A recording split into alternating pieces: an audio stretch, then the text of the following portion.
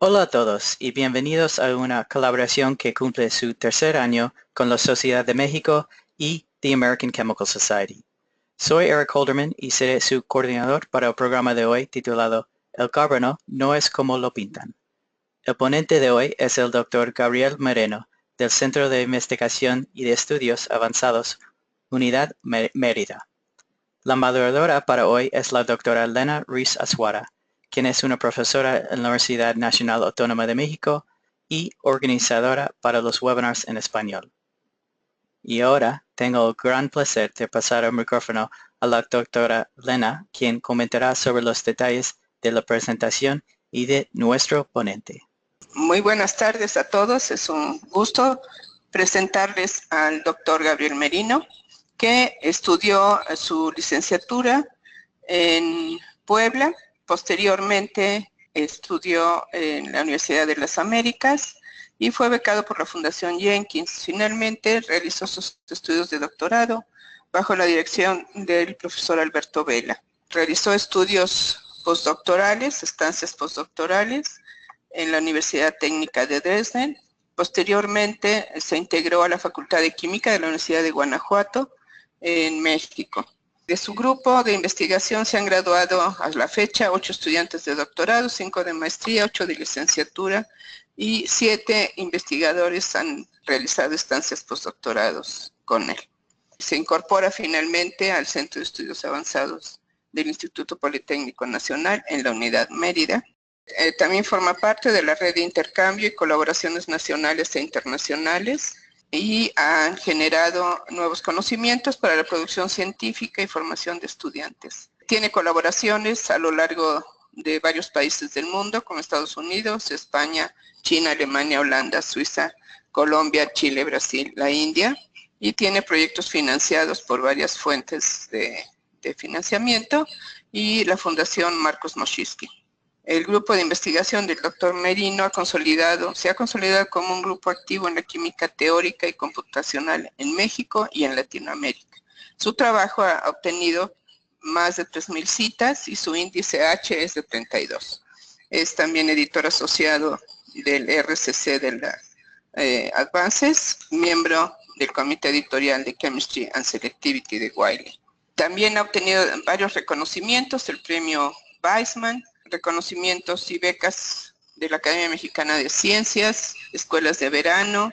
También realizó estancias en el laboratorio del doctor Roald Hoffmann, premio Nobel, y pues ha realizado varias estancias y su trascendencia en el trabajo pues tiene ya un impacto importante a lo largo de todo el país y el continente. Fundamentalmente la línea de investigación del doctor Merino se centra en lo que es la química teórica, predicción de nuevos sistemas moleculares que violan completamente lo establecido en la química tradicional y que permite llevar al límite conceptos básicos como estructura, enlace y aromaticidad. Su primera contribución fue mostrar que bajo ciertas condiciones es posible estabilizar hidrocarburos con carbonos tetracoordinados, pero donde todos los átomos que rodean al carbono central se colocan en el mismo plano. Es decir, los carbonos tetracoordinados planos. Esto ha sido parte de la innovación de su trabajo.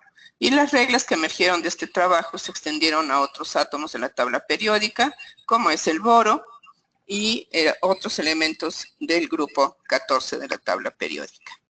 Para entender la naturaleza de estos sistemas, su grupo ha desarrollado nuevas herramientas para estudiar la deslocalización electrónica y la aromaticidad, entre ellas el análisis de la respuesta electrónica de una molécula ante un campo magnético. Asimismo, con la finalidad de encontrar nuevas especies moleculares, el grupo del doctor Merino ha demostrado nuevos algoritmos para explorar la superficie de energía potencial y localizar las estructuras de mínima energía, lo que ha permitido encontrar una serie de cúmulos y moléculas con estructuras fuera de lo común. Y a continuación, él nos hará una exposición de toda su línea de investigación. Pues muchísimas gracias por la invitación. Pero ya todo es necesario que agradezca a la doctora Lena Ruiz por la invitación de dar este webinar. Bueno, lo que voy a platicarles hoy es mi trabajo de investigación, el trabajo de investigación que ha desarrollado mi grupo durante los últimos 10 años aproximadamente. Entonces, la idea es ver cómo el carbono bajo situaciones fuera de lo común puede de alguna forma estabilizar estructuras que van más allá de lo que nos enseñan en la química orgánica, ¿no? Estamos localizados en Mérida. Mérida está en la península de Yucatán, está a unos 300 kilómetros de lo que es Cancún. De todo esto hay zonas arqueológicas, hay varios lugares atractivos alrededor de Mérida, entonces, bueno, pues están más que invitados para visitarlos, ¿no? Entonces, bueno, cualquier curso de química orgánica inicia con dos conceptos básicos. El primero de ellos es que para construir una molécula de carbono es necesario que el número máximo de coordinación del átomo de carbono sea 4, ¿no? Esto fue establecido en 1864 por Kekulé y gracias a esto él fue capaz de explicar varias propiedades físico-químicas de hidrocarburos, alcoholes, alquenos y sobre todo de proponer la famosa estructura del benceno, ¿no? Una estructura hexagonal donde los átomos de carbono están enlazados con una distancia de aproximadamente 1.4 Armstrong. Pero lo más importante es que esto revolucionó en su momento los conceptos de la química orgánica, ¿no? Esta estructura tiene aproximadamente 150 años que la propuso Kekulé y bueno, el año pasado precisamente hubo un número especial en PCCP, donde de alguna forma tratamos de ver cuáles eran las contribuciones, el impacto que tuvo la contribución de Kekulé hace 150 años, ¿no? La segunda regla para poder construir cualquier molécula orgánica fue establecido en 1832 por Van Hoff y Lebel. Una vez que existen 4 átomos ligados al carbono, estos se van a colocar en las puntas de un tetraedro, ¿okay? Y esto, bueno, revolucionó la química en general, porque antes de Van Hoff y Lebel, dos químicos muy jóvenes en su momento, 23 y 28 años, cuando propusieron estas reglas, la química era totalmente plana, o sea, se creía que las moléculas eran tales como se colocan en un pizarrón, ¿no? Entonces, no tenían una tercera dimensión. Entonces, todo esto fue una revolución científica porque era transformar el pensamiento de los químicos e introducir una nueva dimensión a lo que es la química, ¿no? Pues bueno, esto causó conmoción, hubo gente que lo aceptó de forma inmediata y hubo gente que simplemente lo rechazó, ¿no? Entonces, Van Hoff fue el primer premio Nobel en química, y ni siquiera por sus contribuciones en la química orgánica, sino por sus contribuciones en la fisicoquímica. Y bueno, y este modelo que propuso junto con Lebel, después fue soportado por muchas otras ideas, y hoy es el que domina en la química orgánica, ¿no? Existen aproximadamente unos 30 millones de compuestos que cumplen las reglas de Van Hoff, Lebel, Kekulé, etc. El problema es ver que en todas estas reglas siempre va a haber excepciones, ¿no? Y la primera excepción a estas reglas fue planteada fue encontrada en 1950 por un grupo experimental en Rusia, donde ellos lo que detectaron en masas fue una especie que es producto de protonación del metano, ¿no? Entonces encontraron el famoso pico más 1, que es el CH5+, ¿okay? Ese CH5+ tiene la característica de que tiene 5 átomos de hidrógeno enlazados directamente al carbono. Y el problema es que en su momento no había una forma de poder explicar el enlace en esta molécula, ¿no? Era necesario transformar los conceptos que existían en su momento. En su momento, el enlace se entendía solamente por la transferencia o por la compartición de 2 electrones entre 2 átomos, ¿no? Pero en este caso existe un enlace de 3 centros, 2 electrones, es decir, 3 átomos, 2 de hidrógeno y el carbono comparten 2 electrones, ¿no? Entonces esto va a provocar cosas muy interesantes en la molécula, ¿no? Y bueno, la primera consecuencia es que en este espectro de infrarrojo, que fue medido hasta 1999 en el grupo del profesor Oka en Chicago, ellos encontraron que la molécula en realidad no tiene estructura como tal, sino que se está moviendo todo el tiempo, es decir, es una molécula fluxional. Y esto es porque las barreras para mover los átomos de hidrógeno son de menos de 1 kilocaloría por mol, entonces basta con la temperatura vibracional, perdón, con la energía vibracional para poder de alguna forma mover los átomos, ¿ok? Y esto tiene también consecuencias interesantes cuando uno lo compara con los otros espectros. En el caso del ion metilo, del metano, el número de líneas aproximadamente en la región de estiramiento carbono-hidrógeno es como de 300. Y a partir de esta información es posible extraer la información geométrica, es decir, uno puede extrapolar o tratar de obtener las distancias carbono-hidrógeno, cuál es la distribución en el espacio, etcétera. pero en el caso del CH5+, existen más de 1000 líneas en esta misma región y no es posible asignar ninguna estructura, ¿no? Y eso es precisamente por la presencia de este enlace multicéntrico de 3 centros, 2 electrones. Y bueno, esta no fue la primera especie. A partir de ahí se empezaron a detectar especies con carbonos con un número más alto de coordinación. En esta diapositiva muestro algunos carbonos hexacoordinados. Cuando el carbono se une al litio, se une a boro, rutenio, rodio o oro, es posible estabilizar carburos donde el átomo de carbono queda en el centro de una caja metálica, ¿no? Formando especies hexacoordinadas. De hecho, el número máximo de coordinación del átomo de carbono hasta ahora reportado es 8, ¿ok? Y bueno, y esta especie en particular, la 2, es bastante interesante porque hace menos de 3, 4 meses salió publicada la estructura de rayos X de esta especie. Es decir, aunque la especie ya era conocida desde los 70, no se había confirmado su estructura en rayos X, ¿no? Apenas hace pocos meses se pudo obtener el cristal y poder confirmar que incluso en el cristal es posible obtener un carbono hexacoordinado, ¿no? Hace poco también aprendí que el carbono también con estas características poco comunes puede también estar presente en cúmulos que pueden ser parte de una proteína, ¿no? En este caso en particular muestro el sitio activo de una ATPasa que es capaz de fijar nitrógeno y que, bueno, en este caso el carbono está rodeado por 6 átomos de hierro, ¿no? Entonces es un ejemplo de un carbono hexacoordinado que también está presente en seres vivos, ¿no? Uno de los cationes más comunes con estas características, con un carbono pentacoordinado, es el catión 2-norbornilo, ¿no? Este catión se propuso para poder explicar una serie de rearreglos que observaban experimentalmente en resonancia magnética nuclear para algunos productos naturales.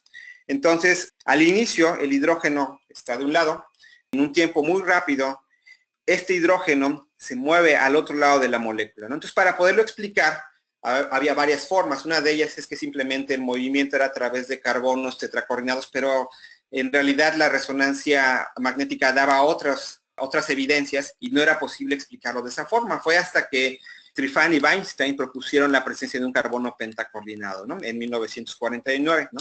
A todo esto hubo un debate bastante fuerte hasta la década de los 80. Y bueno, la idea era tratar de ver si esto era explicado a través de un método clásico, de un modelo clásico, donde precisamente uno de los que propuso este modelo fue Herbert Brown, ¿no? Herbert Brown fue premio Nobel en química por sus contribuciones en la química del boro. Y bueno, y a pesar de que en el boro existen especies, son muy comunes las especies pentacoordinadas o las especies con enlaces multicéntricos, él no creía que en el caso de carbono esto se pudiese dar, ¿no? Entonces, bueno, él creía que este movimiento tan rápido entre las dos especies era a través de un carbono tetracoordinado, de una especie de modelo clásico, mientras que en el caso de Trifan, él lo que proponía era la presencia de un sistema con un carbono pentacoordinado, ¿no?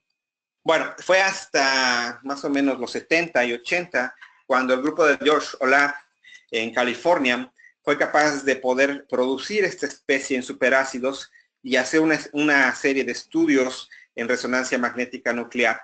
Y bueno, lo que comprobó es que el catión 2-norbornil tiene un carbono pentacoordinado, ¿no? Entonces, bueno, aunado a todo ello, hubo otros investigadores como Paul Slayer y muchos otros que de alguna forma soportaron la presencia de este carbono pentacoordinado, y en el año de 1999, no estoy seguro, pero fue cuando George Olah precisamente recibió el premio Nobel por todas sus contribuciones en el área de superácidos y sobre todo por proponer este tipo de estructuras no clásicas de carbono. Esta especie todavía ha dado de qué hablar. En 2013 se pudo cristalizar. Todavía a 120 Kelvin, por el hecho de que existe un enlace multicéntrico, la especie se está moviendo, es decir, también es fluxional. Pero cuando la congelan o bajan la temperatura hasta 40 Kelvin, el grupo de Crossing en Alemania fue capaz de cristalizarlo y obtener, y bueno, poder obtener el cristal y ver que el carbono está pentacoordinado. Las distancias obviamente son más largas por el hecho de que existe un enlace de 3 centros, 2 electrones. Estamos hablando de distancias carbono-carbono de 1.8, pero bueno, esto viene a soportar todo el trabajo teórico que se había hecho durante años y sobre todo soportar el trabajo también hecho por George Olah, ¿no? Otro trabajo interesante fue el publicado en 2014 por el grupo de profesor Duncan en Georgia, y ellos lo que hicieron fue tratar de obtener el espectro de infrarrojo del ion 2-norbornilo, ¿no? El problema es que el láser que utilizaron era un láser mucho más energético que el que generalmente utilizan para poder obtener estos espectros. No está de todo calibrado y lo que obtuvieron fue este isómero que es un ciclopentenil, ¿ok? Este ciclopentenil pues ya no tiene un carbono pentacoordinado, pero es bastante interesante ver cómo se transforma este sistema, el ion 2-norbornilo, a este ciclón clásico, ¿no? Entonces, bueno, la pregunta que en su momento nos hizo Paul Slayer es que si éramos capaces de explicar esta transformación, ¿no? Entonces, Said, que está haciendo su tesis de doctorado en el grupo, fue capaz de elucidar el mecanismo de reacción para la transformación de este ion 2-norbornilo. Y bueno, aquí tenemos las especies que están involucradas. Utilizamos un nivel de teoría bastante bueno, MP2, etcétera, pero bueno, eso no es tan importante ahorita detallarlo. Pero lo que sí es importante es que el primer paso lo elucidamos a través de una dinámica molecular. Cuando esta dinámica molecular la llevamos a cabo a bajas temperaturas, lo único que se observa es la formación y el rompimiento de estos enlaces de 3 centros 2 electrones, que es precisamente lo que observan a temperatura ambiente y lo que precisamente observó George Hola en resonancia magnética nuclear, ¿no? Ahora, cuando aumentamos la temperatura, lo que se observa primero es el rompimiento del anillo, ¿okay? Para después regenerarse y formar el anillo de cinco miembros con metilos en los extremos, ¿no? Que es precisamente lo que está observando, se está observando experimentalmente en el grupo de Duncan. Con esta guía que nos proporciona la dinámica molecular, entonces, bueno, ya pudimos elucidar el mecanismo de reacción, ¿no? El primer paso es básicamente romper el enlace de 3 centros 2 electrones, ¿no? Que es el enlace más débil que existe en el sistema. Para poder romperlo se requiere abatir una barrera de 33 kilocalorías por mol, ¿no?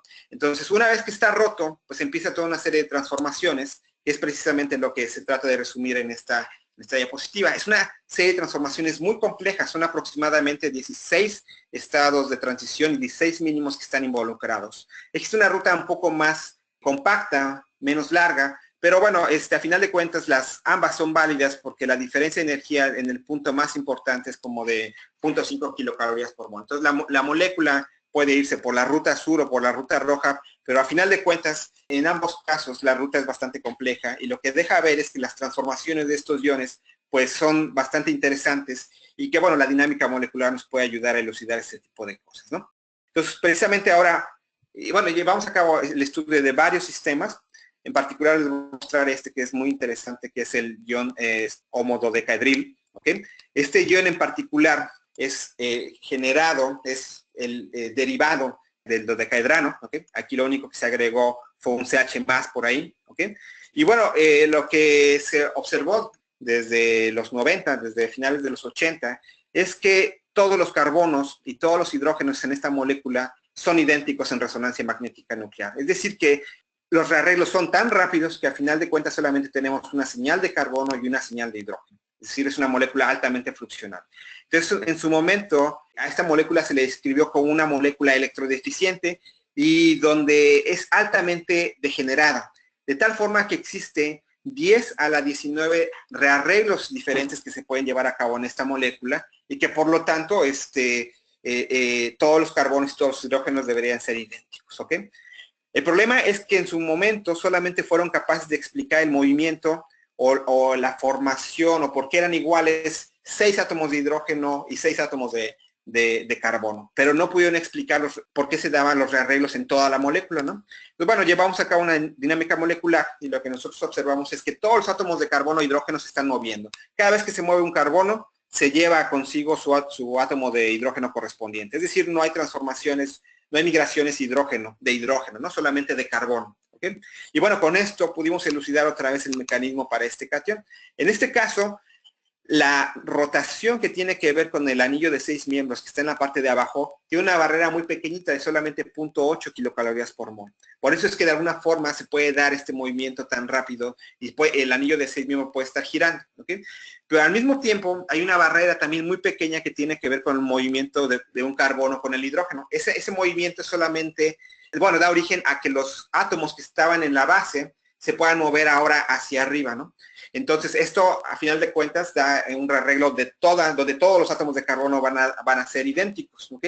Y esta barrera es un poquito más grande, de 3 kilocalorías por mol. Pero bueno, 3 kilocalorías por mol es es muy pequeña comparado con otras barreras que se han podido en solución poder abatir, ¿no? Entonces quiere decir que, bueno, esta molécula, a final de cuentas, en solución, se va a poder rearreglar y vamos a poder observar solamente una señal de átomo de carbono y otra en resonancia de protón. Bueno, ahora, esto tiene que ver con la primera regla que se enseña en los cursos de química orgánica, y es que el átomo de carbono puede de alguna forma ir más allá del carbono tetraédrico. Pero ahora, ¿qué pasa con un carbono tetraédrico bajo otros ambientes? ¿Es posible estabilizar carbonos tetracoordinados planos o no, no? Entonces, bueno, en 1970, Ralph Hoffman propuso algunas reglas para poder estabilizar carbonos tetracoordinados, pero planos, ¿ok? Ya no van a ser tetraédricos, sino ahora van a ser planos, ¿ok? Y bueno, y esto lo logró a partir de un diagrama de orbitales moleculares muy simple. Aquí tenemos el diagrama de orbitales moleculares. Están del lado derecho, se ven los orbitales del carbono, hay orbitales S y P. Del lado izquierdo están los orbitales de este fragmento hipotético H4, donde están colocados en un cuadrado perfecto. Entonces, el hecho de que sea plano, lo que va a provocar es que la simetría restrinja cómo se van a mezclar los orbitales. Entonces, solamente el carbono, el orbital S del carbono, se va a poder mezclar con este cuadrado, con este orbital, donde todos los orbitales están en fase de los hidrógenos, para formar este orbital A1G, ¿no? Los orbitales EU del carbono, que son los orbitales PX y PY, se van a poder mezclar con estos orbitales EU de este fragmento. Y finalmente, este orbital PZ no se puede mezclar con ninguno de estos que está por aquí. Entonces, este es un par libre que queda colocado en el átomo de carbono, y esta es la razón principal por la cual no va a existir el carbono plano, ¿ok? En el caso del metano, hay 6 electrones que están enlazando a los 4 hidrógenos, es decir, de entrada el enlace carbono-hidrógeno es más débil, y este par de electrones es lo que precisamente tenemos que de alguna forma solucionar. Entonces, bueno, Hoffman lo que propuso es que para poder estabilizar este carbono tetracoordinado plano, bueno, es posible introducirlo a un sistema aromático. La idea es tratar de deslocalizar este par de electrones, o la otra es sustituir los átomos de hidrógeno por metales. Es decir, tratar de alguna forma también de deslocalizar ese par de electrones en los ligantes a los cuales está unido el carbono, ¿ok? Entonces, bueno, este artículo salió publicado en 1970, fue ignorado varios años, ¿ok? Hasta que en 1967, Albert Cotton, famoso por su libro de química inorgánica, ¿ok? Y sobre todo por el hecho de estudiar desde los 70 hasta los 90, la posibilidad de poder tener enlaces múltiples entre metales, ¿no? No solamente enlaces triples, sino tener enlaces cuádruples, quíntuples, sextuples entre dos metales, ¿no? Entonces, bueno, él publicó los rayos X de este complejo. En este complejo se tiene un enlace triple entre los átomos de vanadio, pero lo que él no se dio cuenta es que en esta molécula existen 2 átomos de carbono, ¿ok? Donde el carbono está unido a 4 ligantes, 2 átomos del anillo aromático y los 2 metales, y todos están colocados en el mismo plano. Es decir, es la primera molécula sintetizada y caracterizada en rayos X que tiene 2 carbonos tetracoordinados planos, ¿no? Entonces fue hasta 1979 cuando alguien más se daría cuenta que la primera molécula con estas características ya se había reportado, ¿no? A partir de ahí se han podido detectar, sintetizar, caracterizar varios complejos, varios cúmulos, moléculas que tienen estas características, ¿no? Por ejemplo, en esta primera son cúmulos muy pequeñitos de solamente 5 átomos que se han podido detectar en fase gaseosa, donde el carbono queda en el centro y de alguna forma se estabilizan estos carbonos tetracoordinados planos, ¿no? Cuando se remueven 2 átomos de hidrógeno del ciclopropano y se sustituyen por 2 átomos de litio, es posible estabilizar estos carbonos tetracoordinados planos. En esta molécula que está aquí tenemos un carbono unido a 2 carbonos del anillo aromático y a 2 átomos de circonio, donde el carbono, bueno, queda tetracoordinado plano, pero en la misma molécula tenemos un carbono pentacoordinado. Es decir, esta molécula viola los 2 principios básicos de la química orgánica, ¿no?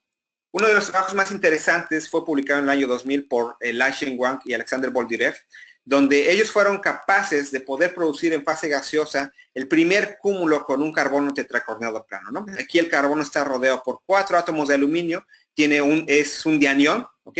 Y para poder estabilizarlo y detectarlo en masas, tuvieron que añadir un átomo extra, que en este caso es un litio o un sodio, y bueno, y esto es para poder abatir la carga, y al final lo que queda es un anión que puede ser detectado por una espectroscopía fotoelectrónica. ¿Okay? Entonces, bueno, después de hacer una serie de cálculos, lo que observaron era que la estructura que más coincidía con la parte experimental era precisamente aquella que tenía un carbono tetracorneado plano. Ellos lo que hacen básicamente es comparar el espectro fotoelectrónico experimental con el que podemos calcular teóricamente, y da la casualidad de que solamente el mínimo global, es decir, la estructura de mínima energía de todas las posibles, es la que cuadra perfectamente con esta espectro experimental.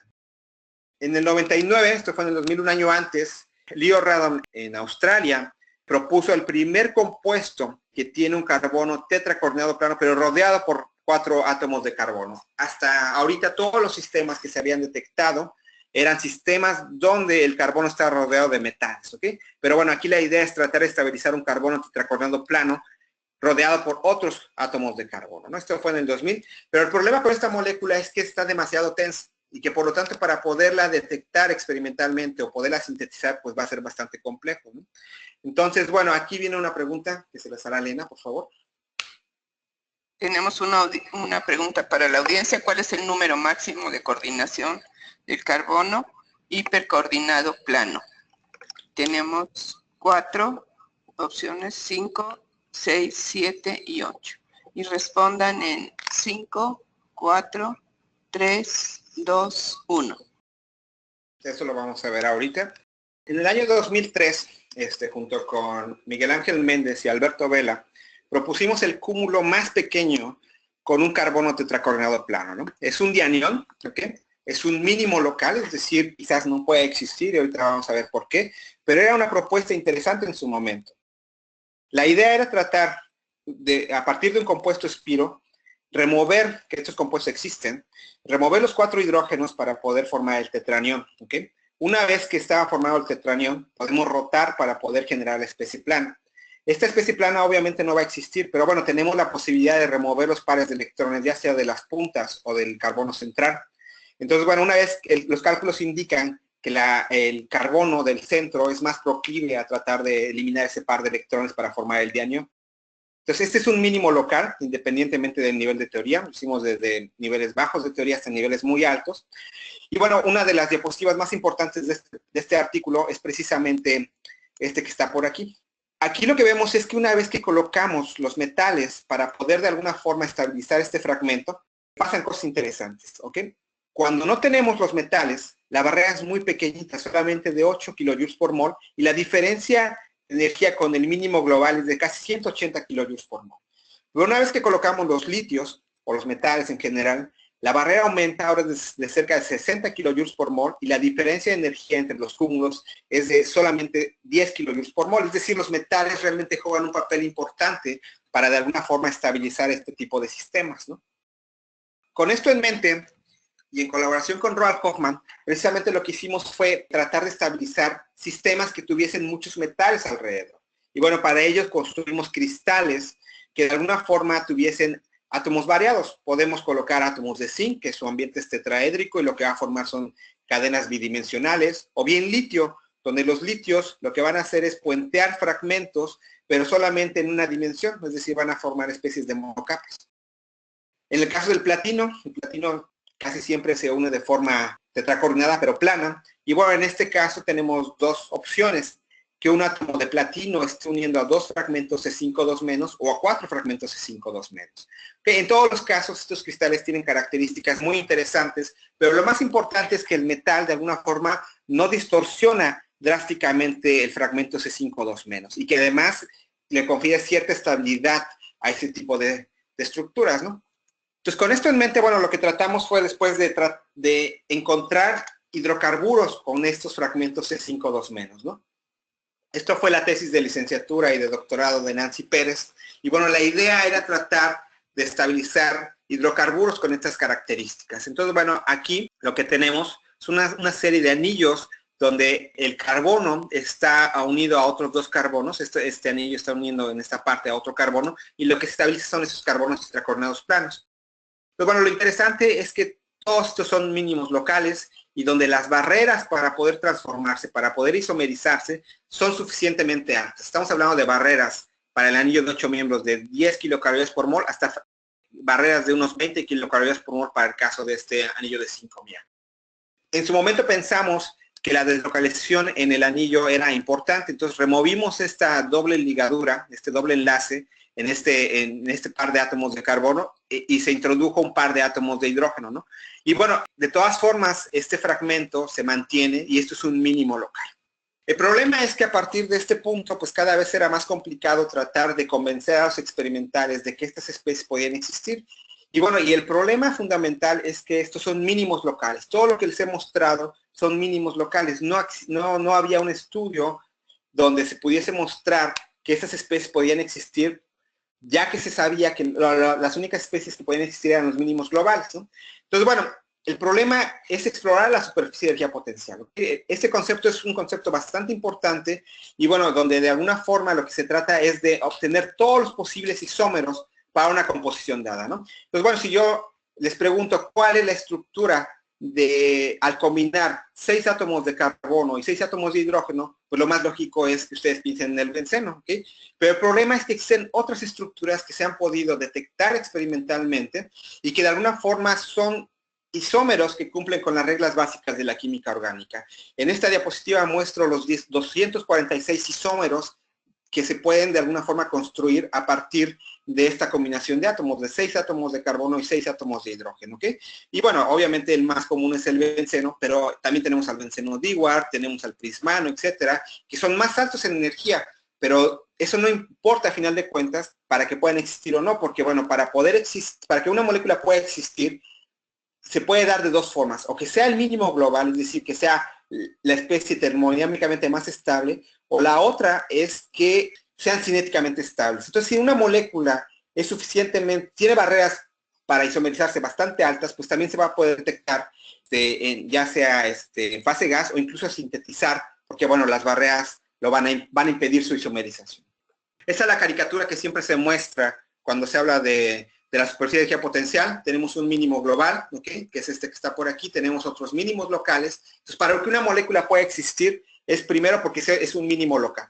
Si es un mínimo local, puede existir, y bueno, pero el que va a tener mayor probabilidad va a ser el mínimo global. Y para poder conectar a dos mínimos, pues es necesario pasar por un estado de transición, que es este que está por aquí. Pueden existir otros puntos extras como este que está por aquí, que es un punto de segundo orden, donde en realidad estos puntos no tienen una interpretación química. Los importantes son los mínimos globales y los estados de transición.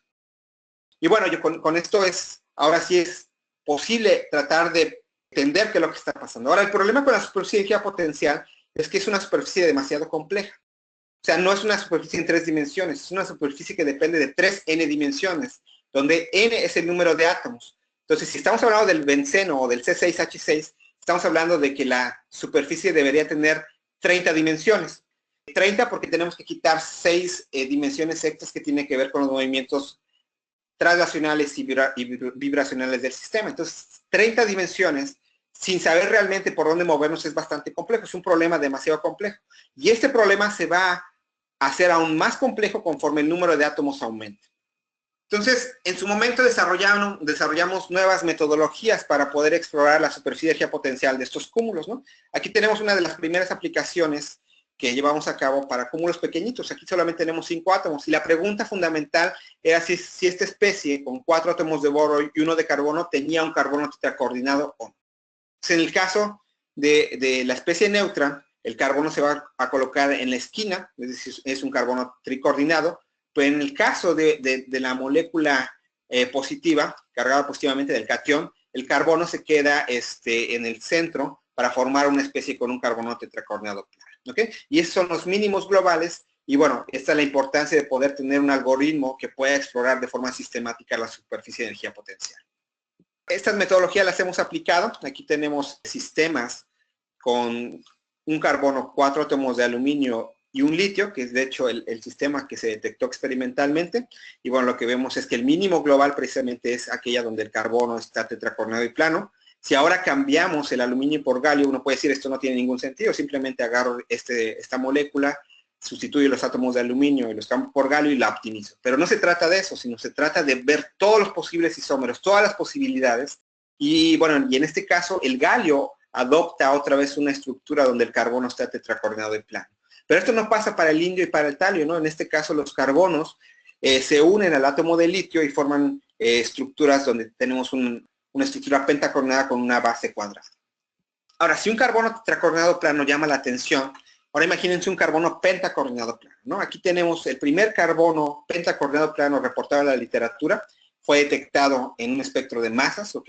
Y el mínimo global, esta estructura donde el carbono tiene los 5 aluminios de átomo rodeando al átomo de carbono y todos colocados en el mismo plano, ¿no? Esto fue reportado en el 2008 por el grupo de Pei y Paul Sly. En su momento, bueno, lo que hicimos fue ver si estas especies, al remover un átomo de aluminio y colocar uno de berilio, era posible estabilizar un carbono pentacoordinado plano, ¿no? Entonces, bueno, el berilio tiene el tamaño adecuado para poder interactuar con el carbono y poder estabilizar este tipo de especies con carbonos pentacoordinados planos, ¿no? El segundo isómero está a casi 12 kilocalorías por mol. El isómero que tiene un carbono tetracoordinado plano está a 13 kilocalorías por mol. Y bueno, existe un estado de transición que conecta estos dos. Y eso lo que quiere decir es que, bueno, estas especies no se van a poder detectar experimentalmente porque el mínimo global es muy profundo. Si es un mínimo a una kilocaloría o quizás hasta 2 kilocalorías, quizás en el espectro se podría detectar, pero en este caso solamente esta especie es la que se podría detectar experimentalmente, ¿no? En su momento, en la tesis de Abril Castro, tratamos de explorar la posibilidad de extrapolar esto a carbonos hexacoordinados planos. Aquí tenemos nuestro primer intento, pero no es posible. ¿Por qué? Porque el quinto átomo de berilio queda fuera de la esfera de coordinación. Entonces, bueno, tenemos enlazados, en este caso, 4 átomos de berilio y un átomo de aluminio, y el quinto átomo de berilio está fuera de la esfera de coordinación, por lo tanto, en este caso, el número máximo de coordinación del átomo de carbono es 5, respondiendo a la pregunta anterior. De hecho, se han hecho esfuerzos para poder estabilizar carbonos hexacoordinados planos, que vamos a hablar en un momento de ellos, ¿no? Aquí tenemos otros intentos para poder estabilizar carbonos pentacoordinados planos. En este caso, el átomo de carbono está rodeado por 5 átomos de berilio. Es un tetranión. Entonces, para poderlo estabilizar es necesario colocar contraiones. Entonces, utilizamos litio en este caso, ¿okay? Entonces, este sería el trianión. El trianión no va a existir porque hay demasiada repulsión coulombica en este tipo de sistemas. Aquí tenemos el dianión, tampoco va a poder existir.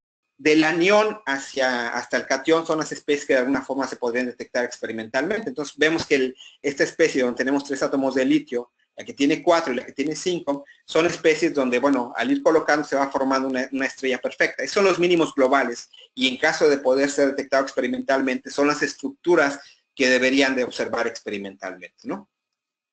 Recientemente en la tesis de Valentín Galindo propusimos nuevas especies donde tenemos carbonos pentacoordinados planos. Aquí tenemos un carbono rodeado por 4 átomos de aluminio y donde se introduce por primera vez un metal de transición.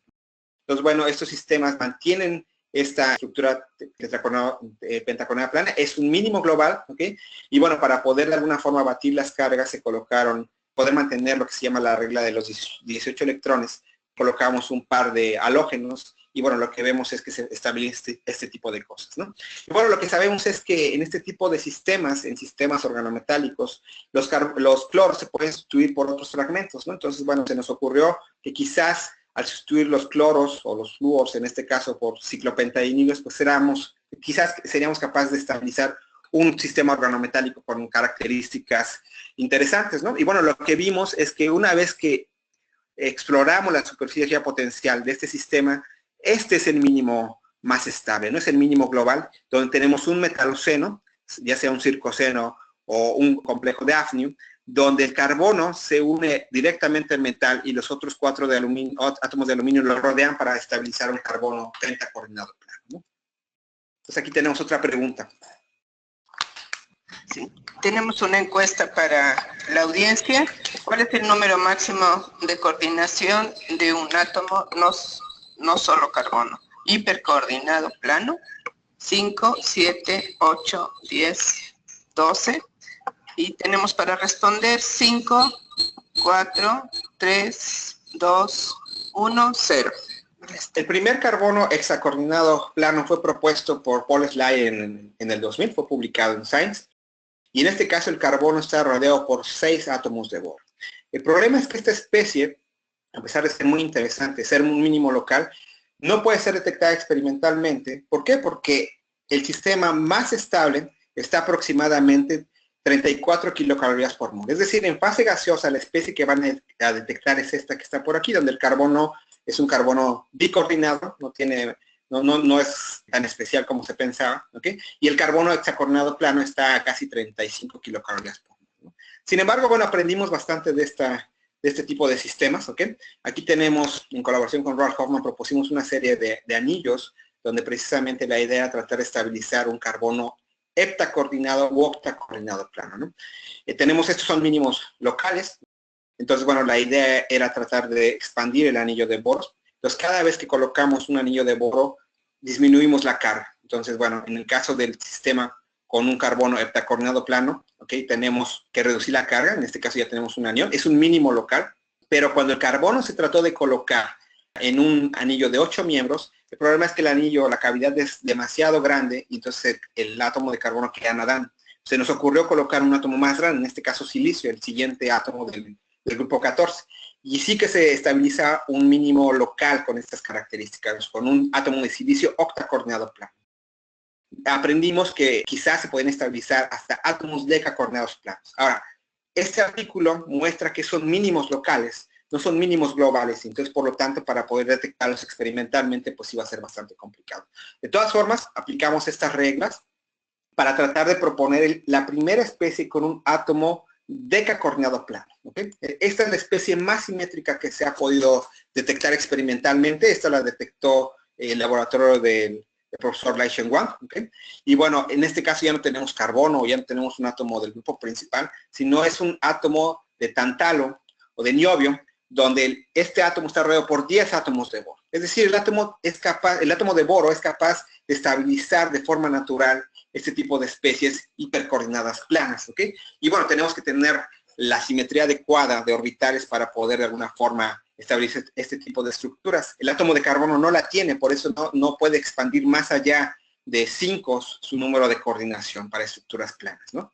Entonces, con todo esto empezamos a estudiar también ruedas de boro. Aquí tenemos los mínimos globales de estas ruedas de boro. O sea, podemos observar que en los mínimos globales existen sistemas con boros heptacoordinados planos, es el mínimo global, o incluso boros octacoordinados planos en el caso del boro 9-.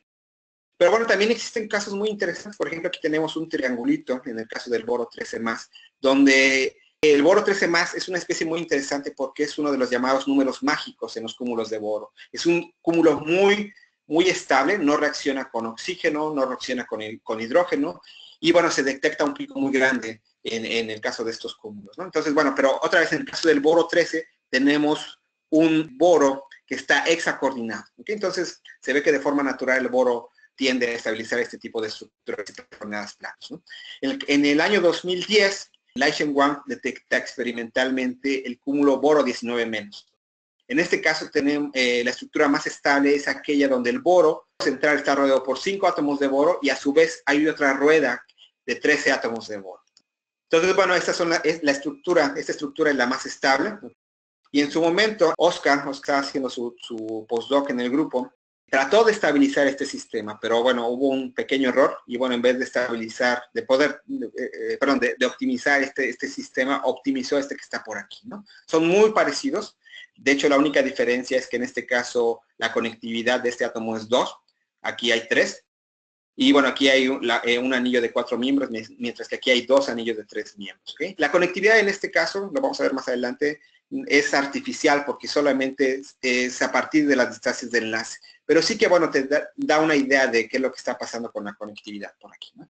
Ahora, esta estructura que optimizó Oscar es un estado de transición que está solamente a 0.2 kilocalorías por mol de mínimo global y que tiene que ver con la rotación de este fragmento interno de boro, ¿ok? Entonces, si esto era cierto, pues lo que teníamos que ver es que este fragmento del pentágono que está dentro del boro 19-, pues tenía que estar rotando, ¿no? Entonces, bueno, lo pudimos comprobar a través de una dinámica molecular y fue el primer motor molecular tipo Bank el que se propuso, ¿no? Entonces, tenemos el primer cúmulo con esas características dinámicas, donde todos los átomos se están moviendo en el plano. Existen ligeras variaciones, y bueno, las variaciones es para fuera del plano, y estas variaciones se dan por el hecho de que, bueno, hay que mantener el momento en la molécula, el momento angular, ¿no? Entonces, bueno, la otra cosa es que la barrera hacia un lado y hacia el otro es la misma, entonces por eso es que de repente gira hacia un lado y luego se regresa, ¿no? Entonces, bueno, hay intentos para poder controlar el giro en esta molécula, ¿no? Bueno, pensamos que el boro 19 era el único que mostraba estas características fluxionales, pero bueno, en el mismo cúmulo de boro 13 más, que es un cúmulo mágico, observamos estas características dinámicas, ¿no? Entonces, en este caso, el triangulito en el centro del boro 3 está girando hacia la derecha, hacia la izquierda, y bueno, incluso la barrera es un poquito más grande, en este caso es como de 0.8 kilocalorías por mol. El boro 11 menos también muestra estas características, ¿ok? En este caso tenemos un dímero, y el dímero también está girando dentro del boro 19. Bueno, recientemente publicamos una serie de cúmulos con estas características. Notamos que hay alrededor de unos 12, 13 cúmulos que tienen barreras pequeñas y donde de alguna forma se podrían detectar experimentalmente y observar esta dinámica. De hecho, a principios de año, un grupo experimental pudo comprobar que la estructura de boro 13 más se está moviendo tal y como lo propusimos en el año 2011, ¿no? Y a partir de un espectro infrarrojo, ellos lo que observaron es que la señal de los boros del centro debería ser más delgada de lo que está observando experimentalmente, es decir, se está observando una señal muy ancha. La señal se está moviendo, o sea, al mostrar esta señal tan ancha. Estamos bastante contentos porque finalmente se pudo comprobar que nuestras dinámicas pues, no eran incorrectas. De hecho, extendimos esto a una estructura tridimensional. En el año 2014, Lai-Shen Wang propone la primera caja de boros, ¿no? Es el análogo del C60, pero con boros. En este caso solamente tiene 40 átomos de boro. Entonces, bueno, esto ha causado una revolución en todo lo que es la química del boro. Y lo interesante es que esta molécula también es fluxional, ¿no? Encontramos barreras más grandes, pero a final de cuentas, aplicando los mismos conceptos que encontramos para las estructuras planas, podemos ver que los átomos hipercoordinados de boro se están moviendo por todos lados y a final de cuentas, si pudiéramos llevar a cabo la medición de resonancia magnética nuclear de boro de esta especie, pues lo que observaríamos es solamente una señal, porque a final de cuentas todos los átomos de boro se están moviendo por todos lados, ¿no? Entonces, bueno, propusimos que esta podría ser la primera nanoburbuja, ¿no? Porque todos los átomos de boro se están moviendo en la superficie, ¿no? Entonces, bueno, lo que podemos ver es que las estructuras de hipercoordinadas, ya sea de carbono, boro o incluso de otros átomos, pues son más común de lo que uno piensa. Entonces, cuando el carbono o el boro se enlazan a otras cosas que no son hidrógeno, nitrógeno, etcétera, pues quizás seamos capaces de poder estabilizar sistemas con carbonos pentacoordinados, hexacoordinados e incluso estabilizar sistemas que no sean tridimensionales, sino que sean planos, ¿no? Entonces, bueno, cualquier duda, les dejo por aquí mi correo electrónico. Ese es el grupo de química teórica del CIMBESTAB. Somos aproximadamente 16 personas las que estamos trabajando, entre estudiantes de maestría, doctorado y gente que está haciendo su postdoctorado. Y pues muchísimas gracias por su atención. Muchas gracias, Gabriel. Vamos a pasar a algunas preguntas que ha enviado la audiencia. La primera, ¿a qué se debe que el carbono prefiera una disposición angular, triangular, en el enlace 3C4E y no una geometría lineal apical del enlace 3C4E como la que se presentaría en un fósforo trigonal bipiramidal? Es demasiada información, pero lo que sí sé es que el problema aquí es un problema de hibridación. O sea, cuando tenemos un sistema clásico, los átomos de carbono junto con los ligantes que están a su alrededor, provocan que el carbono se hibridice y pueda formar los orbitales clásicos que nos enseñan en la escuela. El problema es que cuando tenemos otros ligantes, quizás la hibridación ya no es idéntica. De hecho, como la diferencia de energías entre los orbitales es diferente, los orbitales del carbono quedan casi puros. Y eso es lo que provoca que de alguna forma se puedan estabilizar sistemas interesantes con características como los que he mostrado, ¿no? Muy bien, gracias. Otra pregunta. Con toda esta nueva evidencia, ¿es necesario crear una nueva definición de enlace químico generalizada o simplemente se puede considerar al carbono como una excepción más a las reglas ya escritas? Bueno, yo lo que creo es que durante los últimos 150 años la química queda dominada la del carbono, ¿no? Y entonces las reglas, o sea, existen 30 millones de compuestos que siguen las reglas establecidas por Van Hoff y Lebel, ¿no? Entonces, lo que mostré son algunas de esas excepciones. Entonces, bueno, el carbón, es un átomo especial. De hecho, está colocado en un punto especial de la tabla periódica, ¿no? No es ni tan grande ni tan pequeño, no es ni tan electropositivo ni tan electronegativo. Y entonces es el átomo que es diferente al resto. Entonces, la química del carbono es muy distinta a la que tenemos en los átomos que lo rodean, ¿no? Por ejemplo, el átomo de boro es capaz de formar enlaces multicéntricos de forma natural, como lo mostré, mientras que el átomo de carbono le cuesta un poco más de trabajo. Sí lo hace, pero va a requerir cierta cantidad de energía para poderlo hacer, ¿no? Y por otro lado, el átomo de nitrógeno tiende a formar especies muy estables, donde ahí no hay hipercoordinación ni nada. Y bueno, y el silicio, el que está abajo, pues no es capaz de formar enlaces dobles o triples de una forma tan simple como lo forma el carbón. Es decir, el carbón es un átomo muy especial, ¿no? Entonces, bueno, la idea es que, bueno, las reglas que se puedan aplicar al átomo de carbono, que en su momento se extrapolaron al resto de la tabla periódica, pero el átomo de carbono es especial per se, ¿no? Entonces, bueno, creo que definir el enlace, me gustaría más hablar del enlace químico quizás en otra ocasión. De hecho, después va a haber un webinar con Alberto Vela donde él quizás toque todos estos temas de enlace.